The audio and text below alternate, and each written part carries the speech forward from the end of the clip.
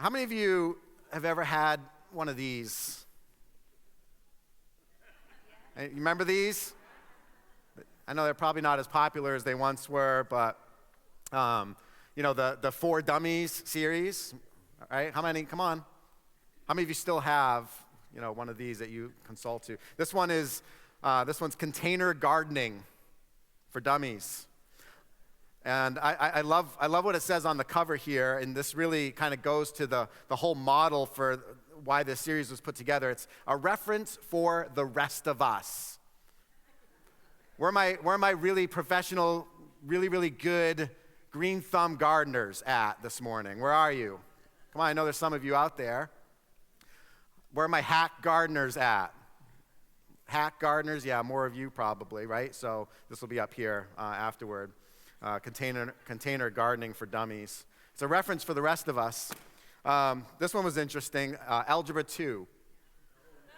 Algebra 2 for dummies. First thing I noticed when I pulled this one off the shelf was nobody in Sanford has ever checked this book out. I was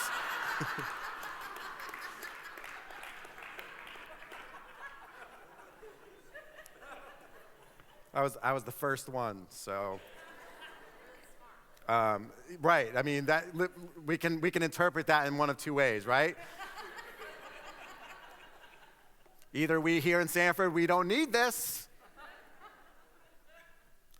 or we don't even want to try it. I don't know. This one be useful. Auto repair for dummies. Some good stuff in there. Let's see here. This one's scuba diving and snorkeling for dummies. Yeah. I'm surprised this one made it back to the library. Maybe when they were going through the person's estate that was lost at sea, somebody returned it. This one's kind of mean. I think it's Facebook and Twitter for seniors. For dummies. And I didn't look through it. I don't know exactly who the target audience is for this thing. If it's for seniors that want to do Facebook and Twitter, or if it's for people that want to get seniors off of Facebook and Twitter. I have mixed feelings about this one here. This one is homeschooling for dummies.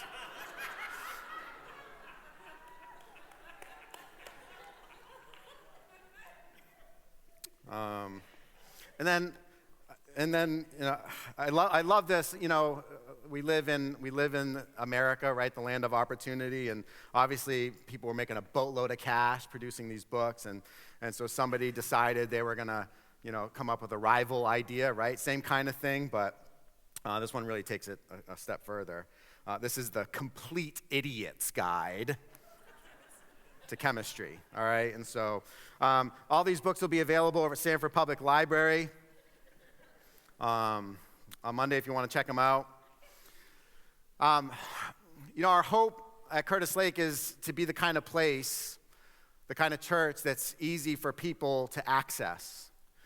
We have spent considerable time over the years as leadership teams, as people that are really invested in the life and the culture at Curtis Lake, trying to just understand how best to be the church that God has called us to be. And one thing that we believe is that Jesus has the power to radically transform our lives, but we also know that there are barriers sometimes, that religious structures have sometimes kept people, kind of on the outside looking in, or sometimes they've made what's inside the church so unattractive that no one's even bothered to check it out.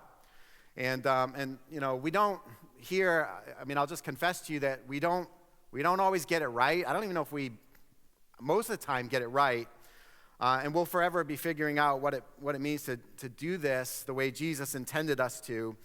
But one thing that I want for our people and for those that are considering becoming part of whatever this our people means is that we're kind of up for being a messy church for people who have messy lives, who are also up for that same task. And So I want to talk about a couple things today and over the next few weeks, a couple things that I've come to know something about.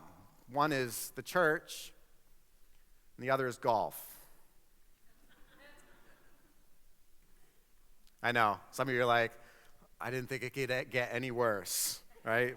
But I've always wanted to do this, and for those of you that have been around for a while, you've become accustomed to my occasional golf analogies, illustrations from time to time. But this series here, we're just going to own it. Okay, so every week we're gonna learn something about the church, something about us, something about what it means to be in a relationship with Jesus, and we're also going to learn a little something about golf. Is that all right? You can say it's all right. That's all right.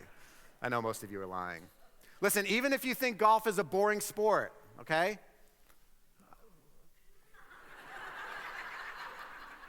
It doesn't mean we can't be friends. It's just going to be a lot harder, okay? In a moment, I want to talk about what the church is, but let me just start. Let me open with what I think might sound like a bold statement. For some, right? For some, it might be sort of matter of fact. But the church is important. The church is important. Obviously, there are some who would refute that. And there's really good reasons, I suppose, to refute something like that. One objection that you might hear, or you yourself might have, is that the church, at least your perception, your understanding of the church, isn't particularly beneficial to society. Some would say that while church is okay for some, it's not particularly beneficial for the society in the same way that a non-religious service organization might be. That is, even if a church was doing some good things within the context of a community, it's possible that people could do those things, those same good things, without all the religious stuff that goes along with it. Another objection would be that the church is dangerous. There are those that look at the way that religion has abused power, has sometimes platformed corrupt people, has oppressed and taken advantage of those who are vulnerable, has started wars. And the question is, well, wouldn't we be better off if all of us just tried harder to be good, right? To be kind, to love others, to strive for peace, and then let everybody's religious beliefs, whatever they may be, just be secondary concerns. If we were just to live like to each his own, would that not be, a more productive way for us to get along? A third objection, one that might be, relevant among many of us here, even those of us that have the custom of going to church, is that faith is what's important, not belonging to some church, right? This would be an objection to the idea that the church is important. The objection is this: well, it's faith, right? It's my faith that's important. What's not that important is belonging to some church. Some of us might fall into this category, that our faith is important, not our particular involvement in either this or some other church.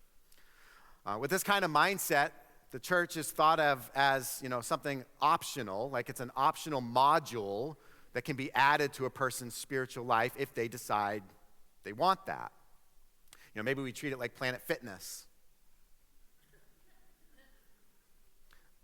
I don't mean to disparage Planet Fitness. Planet Fitness, I'm sure, is fine and great. But Planet Fitness has a very unique business model, right? For those of you who are members of Planet Fitness, you can use it from time to time, right? You're going through this phase where you want to exercise, and so you go and you take advantage of your membership at Planet Fitness. But then maybe at some point you're not as interested in working out. You don't go back for months. Do you cancel the membership? Probably not, because it's cheap, right? It's cheap. There's no particular reason maybe why you aren't going. Maybe you just happen to be at a place where you kind of feel like you're doing okay on your own. Maybe you have better discipline than I do, and you can work out at home, right? You can kind of do the stuff that you would normally do at Planet Fitness. You got the equipment, you got the stuff at your own place, and or maybe you're just too busy, right? Or maybe you have the impulse to get back there, get back into it, right? There's something in you. It's like, I gotta get back to it. I gotta get back into the discipline of this routine of exercise. But the commitment just really isn't there, and so it doesn't ultimately manifest in actually showing up and working out. So those are some objections. Now, what is the church? What is the church anyway? The way I want to describe the church and sort of talk about the parts of this, again, somewhat today, but really it's going to take a while for us to get through all this. But the church is the communal way for people, individuals, to participate in Jesus' kingdom. Okay? Now, I've just thrown something out there called Jesus' kingdom. Some of you are like, oh, I know what that is. There's some of you that are like, oh, I know what that is, but you don't really know what that is. Or some of you have no idea what that is. So we're going to talk about Jesus' kingdom. But the church is ultimately, it's a communal way. It's a way to take individual people and provide for them a venue to participate in this thing called Jesus' kingdom. I want to read for you and we're kind of jumping into sort of the end of the sermon that was preached that really provoked the birth of the church, right? Like when you take your Bible and you look at the book of Acts, right, which is kind of the narrative of how the church came into being following Jesus' death, resurrection, and ascension into heaven. Right at the beginning there, you have the Apostle Peter preaching this sermon, and so we're going to interrupt toward the end of this sermon because there's a lot of stuff that he's talking about there we don't really have time to get into. But I want to read one really pivotal verse from Acts chapter 2, verse 35.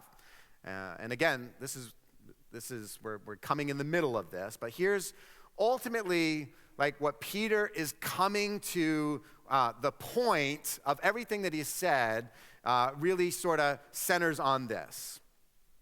And Peter says this, "Therefore, let all the house of Israel know with certainty that God has made this Jesus, whom you crucified, both Lord and Messiah." We're going to leave the verses up on the screen behind me, and I just want to go through this verse and talk a little bit about what's going on there, because it's a really important proclamation. In fact, all of Christian faith really centers on this statement, right? Peter talks to, his audience is the house of Israel, right? He says, let all the house of Israel know. I mean, this is who he is talking to. The reason why he refers to the house of Israel is because Jerusalem, where they happened to be, where this sermon was being preached and real live, breathing men and women were listening, Jerusalem was ground zero, right, for kind of the birth of this movement that Jesus had begun. Israel, the nation of Israel, the people of Israel, they were the covenant people of God, so they were sort of the first and primary audience for this announcement. And so Peter, again, just addressing this particular crowd, refers to Jesus, and he describes him as this Jesus. And the idea there is that Jesus was a particular individual, right? This Jesus. He was a particular person.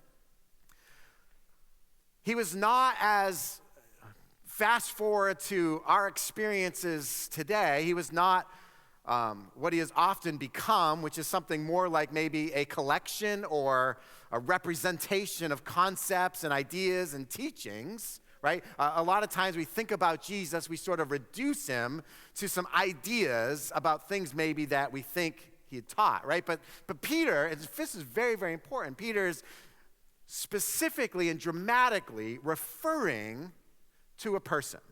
Now, how many of you think you're pretty important? Go ahead, right? You all are. You're important to me anyway, okay? No, you are. You're a human being. You're important. I know sometimes we don't feel important, but we're important, and we want to be respected as being important, as being, of having worth and dignity, all that stuff. And so, we do Jesus an injustice when we reduce the person of Jesus Christ to something more like just concepts and ideas, especially when we start to take those concepts and ideas and sort of twist them into whatever we want them to be.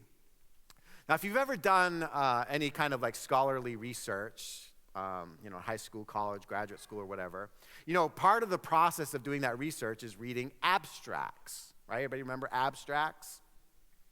Abstracts are these concentrated summaries of, what is a much longer, a much more detailed, much more thorough article, right? Or scholarly paper. And Jesus, unfortunately, is often reduced to something more like an abstract, right? The idea that, a lot of people are sort of content with, well, as long as I got the main point of who Jesus was or what he was about, then, as long as I get the gist, then that's just fine. But the problem with that is that, an abstract is supposed to be a tool to help you discover whether or not you should be, take the time, whether you should bother going deeper, right? Whether you should actually invest your time of research into that particular article. If you find the abstract to be beneficial, then you have to put your reading glasses on, you have to put your thinking cap on, and you have to buckle down, and you have to get into the weeds of the essay, right, or the article. Now, if we just get the gist of, who Jesus is, right, and if you got the gist of who Jesus is as something like, Jesus was all about love, right? For a lot of people, like, that's the gist, right? Pretty good summary statement about Jesus or what he was about. Jesus was all about love. If that's it, you might as well run over to VIP, purchase your 3 favorite auto parts, and then call your best friend and tell him that you have assembled an engine. Right? If you think that just like getting the gist of Jesus is, Jesus saves everybody from their sins, right? And that's it. I mean, I'm not saying that's not an important truth, right? But if that's really kind of the summary statement, right, and that's it, you might as well go watch Top Gun, the old one and the new one if you'd like, right? And then jump into the cockpit of an airplane over at the airport and take off. Right? It's not enough. If you got the gist, Jesus just wants me to be happy, right? If you've essentially taken whatever you kind of somehow have assembled into the framework of your thoughts and ideas in this life, and like you've arrived at this conclusion, Jesus just wants me to be happy, right? And that's the gist of Jesus.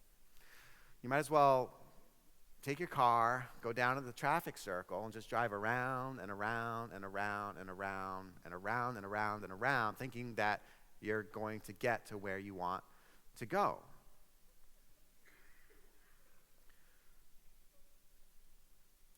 See, Jesus isn't who I or anyone else wants to make him out to be.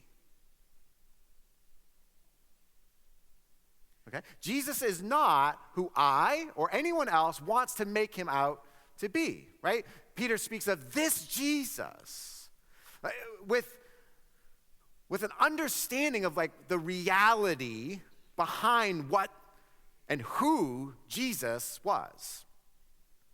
I'm not saying that I never misunderstand him, but it would be lazy of me to persist in my misunderstanding. Right? If I have a misunderstanding of Jesus, it'd be lazy for me to just be okay with that and not try to move on from my misconceptions, my misunderstandings of Jesus. It would be downright corrupt of me to mold Jesus into something that suits my particular fancy for whatever my purposes happen to be, which we see people do all the time. Peter refers to Jesus as the one whom you crucified. Now listen, doesn't matter at any point while I'm speaking, if anything feels particularly harsh, I don't mean for it to sound harsh. That's not the point of why I'm talking about these things today. And so hopefully nobody feels that way. But if they do, don't worry. It's never going to sound nearly as harsh as what Peter happened to point out in his sermon. Jesus, who you crucified, right? What does he say about Jesus? He says, God made him both Lord and Messiah. And so this is where we get to the Easter weekend part of the whole thing. Jesus was crucified and killed, right, which we reflected on this past Friday for Good Friday services. And he was raised up from the dead, which we celebrate today, on Easter Sunday. The problem is we usually stop there. We stop there at the resurrection. And right, I'm talking to followers of Jesus right now. I'm talking to people who are professing Christians, right? We have this tendency to stall at the fact of the resurrection. And what I want for us to do, for all of us, to the extent that we're able, I want us to consider the implications of the resurrection. I want us to think about, well, what does this mean? Right? Peter says, Jesus, who you crucified, who previously in his message, he pointed out that Jesus was, raised from the dead, right? The resurrection is, it is part of this statement here. So Jesus, who died on the cross, was raised from the dead. God made him Lord and Messiah. And so the implication here is that Jesus of Nazareth is Jesus the Christ. How many of you heard of Jesus Christ before? I had a class recently. I just pointed out to the folks that were listening, don't think of Jesus Christ as like Jesus is his first name and Christ is his last name. Right? That's not, this word Christ, it's a title. It's a title of royalty, right? So it'd be better for us to think more of, instead of Jesus Christ, Jesus the Christ is who Peter is talking about here. And this Jesus, who was raised from the dead, God has made him Messiah or Christ. Now, I know that means not a whole lot to us because we don't use words like that. And so what we have to understand is what Peter's talking about and what Messiah or what Christ was clearly understood as, what this title meant to the people that were listening to this message was, Jesus is King. How many of you understand King? Right? We understand King, right? So what he's saying is Jesus has been enthroned as King. Now, we don't live, in our society, we don't live under a king. We don't live under a sovereign. But we understand what that looks like and how it's different, right, from our experience with our government, right? When you have a kingdom and a king, you have, you'll remember this from school, you have what is called an absolute monarch, right? What does that mean? That means, we're not talking about the government being divided and a balance of powers existing between, something like a president and a Congress and a Supreme Court, right, like what we have here. No, we have someone who reigns supremely as king. And so Peter's saying Jesus has become king. And there's implications for that. Like that means something that I think we need to absorb a little bit, all of us. Because, when we stall on the resurrection, when we stall on Easter, if you're not a believer, right, then Easter really becomes just about a thing we heard about. But really Easter is more about the Easter bunny and jelly beans and chocolate. Or when we stall at the resurrection, even those who are believers, then Easter becomes more about a thing that we've heard, right? Or perhaps that we've even intellectually come to believe in, but not something that actually changes us, right? We miss out on the implications. So Jesus rose from the dead and was enthroned as king. Now, what does that mean? What does that mean for me? What does that mean for the people that would be living in the context of Jesus' kingdom? Right, that's really the question. We'll talk about Jesus' kingdom in a moment. You can tell me that a salmon fillet is good for me, right? Which I think it is it? Right, salmon fillet? Fairly good? Fish oil? I don't know, whatever. So you can tell me that, and I guess I already agree with you. Okay, that's good for me. It doesn't mean anything, though. I'm not going to eat a salmon fillet under any circumstances whatsoever. Okay? So it doesn't change anything. You can also tell me that a pepperoni pizza is bad for you, right? Is a pepperoni pizza bad for you? Probably, right? I mean, certainly not that good for you, but you know what? Again, I don't care. It's not going to stop me from eating pepperoni pizza. It's not going to change. The fact that I mentally accept, that I intellectually even believe in some particular truth, there's a whole difference to, well, what's the implication of that? Does it change something? Does it transform something? And so we go on. So Peter, he proclaims this truth, and the commentary following that is this. So those who accepted his message were baptized, and that day about 3,000 people were added to them. The them is, those that had already come to believe in what Peter was talking about. And their number increased by 3,000 people. That's some pretty good church growth right there. I don't want that.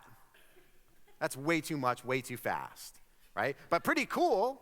Now, clearly there were some that were among the crowd that didn't accept the message, that some of them might have gone home to ponder it a little bit more, needed some more time to think through it, and maybe eventually came to understand what Peter was talking about. There might have been some who carried their rejection of this message to their grave. But there were those who accepted the message and were baptized. And it says they devoted themselves to the apostles' teaching, to the fellowship, to the breaking of bread, and to prayer. And so what we see here is we see just a little bit of an image of what the church was, what the church was becoming, really, which was, again, using the framework that I talked about earlier, it is the chance for people, for individuals, to communally, right, within community, experience participation in Jesus' kingdom, all right? So they accepted the message. They embodied a response, right? They didn't just, in their minds go, okay, sounds good, that's great, and then go back home. No, there were those who embodied a response, right? They took what they had come to understand, to agree, the facts of the matter that Jesus, whom they had previously rejected, but now were accepting the fact that he was eternally present with God. He came to this earth as a man. He died on the cross. He rose from the dead, and he is enthroned as king of the heavens and the earth. And they embodied a response. They did what subjects within a kingdom might do when a new sovereign ascends the throne, right? They maybe got on a knee, right? Or they bowed. They in some embodied way, demonstrated loyalty or fealty to this new sovereign. For them, they got baptized, right? They submitted to this, custom that is, became very, very important symbol of this new life that God invites us into, that we continue to participate in today. In fact, we're going to have a baptism at the end of the service this morning. So they accepted the message, they embodied a response, and they devoted themselves, right, to the things that Peter lists there. Now, what were they accepting? What were they responding to? What were they devoting themselves to? Well, they were accepting, they were responding, they were devoting themselves to the pronouncement that Jesus was crowned king. Now, if Jesus is king, then he must have that's right, class, kingdom. Right? Be a pretty poor king who didn't have a kingdom. So Jesus, the king, has a kingdom. All right, now here where I want to just kind of talk about some parallels between being part of Jesus' kingdom and being part of a golf club. Right? I know you all been like on the edge of your seats just waiting. Like, how does this work? Now, I'm a member of a golf club. Okay? To be a golfer, right, I need an outlet to express my golferness. Hey, does that make sense? Right? I'm a golfer. I need a way to express my golferness. So if I don't have a way to express that, I can't really be a golfer. And it's hard for every golfer to build a golf course in their yard. Right? Plus, while there are those that play golf exclusively privately, like only by themselves, those people, they might be experiencing some advantages of golf, like the fresh air and the exercise, but what they're doing doesn't actually support the design or the intent of the sport, like the sport as it was intended. But a golf club provides a place for people who hold something in common to participate together, right? So the kingdom of Jesus presumes community. It presumes community, right? Jesus is the king. The king must have a kingdom. The kingdom presumes community. Well, what is a kingdom? Well, a kingdom is an area, right, that has perhaps geographic features, boundaries, things like that. But really, a kingdom isn't a kingdom unless there's people. Any more than a church building is not really a church if there's no people that go to the church, right? So the kingdom presumes community. It presumes that there are people living with one another, right? Because a kingdom of just one, right? A kingdom of just a king, that'd be kind of lame, right? Now, it wouldn't make sense for me to be a member of a golf club if I never played there, right? That wouldn't make sense. And again, I don't want to make you feel bad. I know some of you do that with Planet Fitness, okay? How many of you going to Planet Fitness tomorrow, right? All right, let's re-spark that New Year's resolution. No, it wouldn't make, if I was a member of a golf club but I never played there, that wouldn't make any sense. Rich people do this a lot. They belong to some exclusive, prestigious club because it gives them status. There's no particular benefit outside of that. There's no real practical reason for them to belong. They would be described as belonging in name only. They don't actually participate in the life of that particular club. The kingdom of Jesus is not for membership in name only. That is the design of the kingdom of Jesus is not, this is a place where people can find some sense of identity, right? Like only, merely just identify with what it means to be a part of the church or to be called a Christian. Next, the kingdom is comprised of different people. Look around. Look at all the beautiful people in this room today, right? We're all shapes and sizes, ages, right? We're different from one another. We come from very different walks of life, experiences. We have different kinds of jobs. Our families might have different features and things like that. Some of us might have a lot of people within our inner circle. Some of us might be, more like loners. But the kingdom is comprised of different people. At a golf club, you'll find there's all different kinds of participants there. There's people who walk all the time. There's people who always ride. There's some people who get to put a handicap flag on the cart, which gives them privileges to drive the carts on parts of the golf course where nobody else is allowed to. Right? There's some people who play once every week or two, and then there's some that play every single day. There are some who hit an errant shot and they laugh it off. And there are some who throw clubs, break clubs, scream obscenities. You can walk into the pro shop of a golf club and you'll see plaques up there, or trophies maybe even, right, with people's names on them. So the golf club has people that are accomplished golfers, people that are that have really learned how to play very, very well, very competitively the game of golf. But there's also in the pro shop a sign-up sheet for people that have never touched a golf club and want to jump into a beginner's clinic and learn how to play. Right? There's people that practice before they get onto the golf course, either after the round, before the round, or other days in between rounds, right? And then there's other players who just run from their car to the first tee without practicing at all, right? The point is that there's different kinds of people. And the kingdom is comprised of different people. And so this brings us to the question, well, who gets to be part of this kingdom? And how do you join? How do you become a part of this kingdom? One final thing about golf, and that is that a golf course can be private or it can be public. Right? There are golf courses out there, believe it or not, I can never join. There are some that would just be too hard for me to join. And those could be regarded as inaccessible. Right? But a public golf course, like anybody can walk on.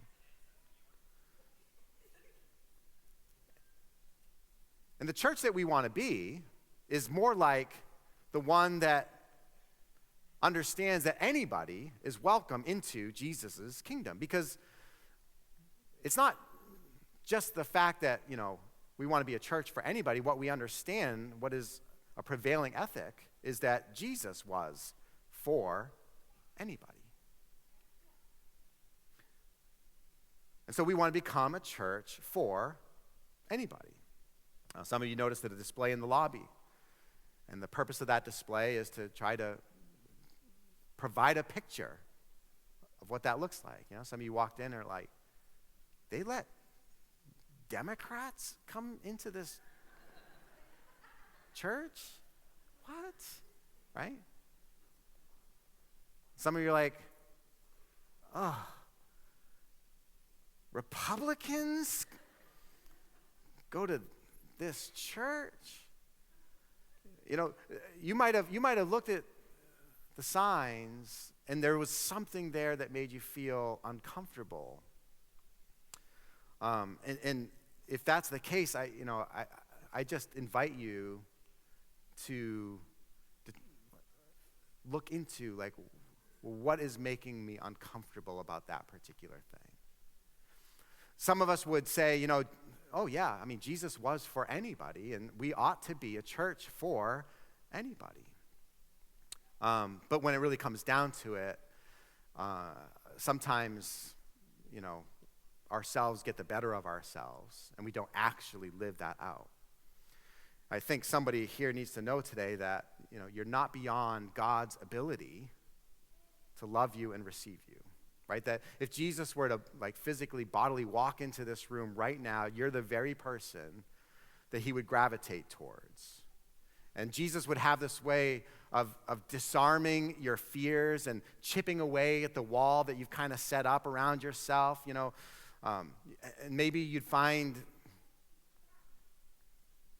that your belief that, I could never be anything different from who I've always been, maybe you'd find that transforming into something more like, I will never be the same again. Let me tell you something about Jesus. Jesus met people where they were. He met people on their terms. He saw them for who they are.